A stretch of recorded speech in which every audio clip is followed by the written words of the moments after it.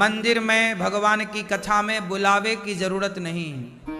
कथा में वृंदावन मंदिर तो बिना बुलाए जाओ, पर किसी व्यक्ति के घर जाओ, रिश्ते के घर जाओ, तो बिना बुलाए भी यदि आप गए हैं तो तब जाओ। जैसे गुरु के घर बिना बुलाए जाना चाहिए। गुरु के घर बुलावे की जरूरत, पिता के घर बुलावे की जरूरत नहीं है। पिता के घर बिना बुलाए जाओ। बेटी पिता के घर कभी भी जा सकती है, उसे बुलावे की जरूरत। ये बात सती माता ने कही कि वो तो मेरे पिता हैं, तो पिता के घर जाने से दिक्कत क्या है।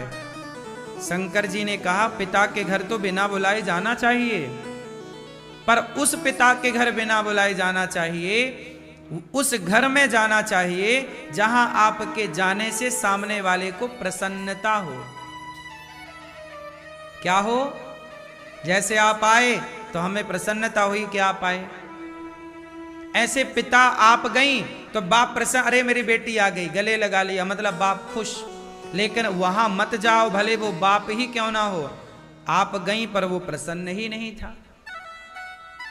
तो जहां प्रसन्नता ना हो आपके जाने से, वहां क्या जाना। तो शंकर जी ने कहा माता सती से कि देवी तुम्हारे पिता तुम्हारे जाने से प्रसन्न ना होंगे। माता सती बोली क्यों? वो तो मेरे पिता हैं। बोले नहीं, तुम्हारे पिता हैं, पर उन्होंने जानबूझकर के तुम्हें और हमें निमंत्रण नहीं दिया। वो चाहते ही नहीं है कि हम तुम जाएं। यदि चाहते तो सबको बुलावा भेजा, हमें भी भेजते। मत जाओ सती। पर सती नहीं मानी, पिता का मोह।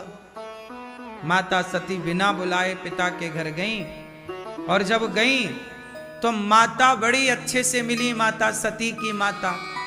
पर दक्ष ने सीधे मुंह बात नहीं की कि बेटी आओ बैठो, कैसी हो, हम भूल गए निमंत्रण देना, अच्छा तुम आ गई, अच्छा हुआ। कुछ भी बात नहीं की। माता सती को लगा कि मेरे पिता का व्यवहार आज कोई ठीक नहीं लग रहा। कोई बात नहीं, पिता व्यस्त होंगे शायद, इसलिए ध्यान नहीं दिया होगा। तो वहां पर यज्ञ कुंड में गई, यज्ञ वेदियों के पास गई, यज्ञशाला में माता सती गई। और जब वहां जाकर देखा तो देवताओं का भी वहां स्थान था, देवताओं का भी वहां स्थान नियुक्त था। जो शंकर जी से बहुत छोटे लोग हैं उनका भी वहां स्थान था। पर पूरे यज्ञ मंडप में माता सती को कहीं भगवान शंकर का स्थान नजर नहीं आया। जब माता सती को लगा कि मेरे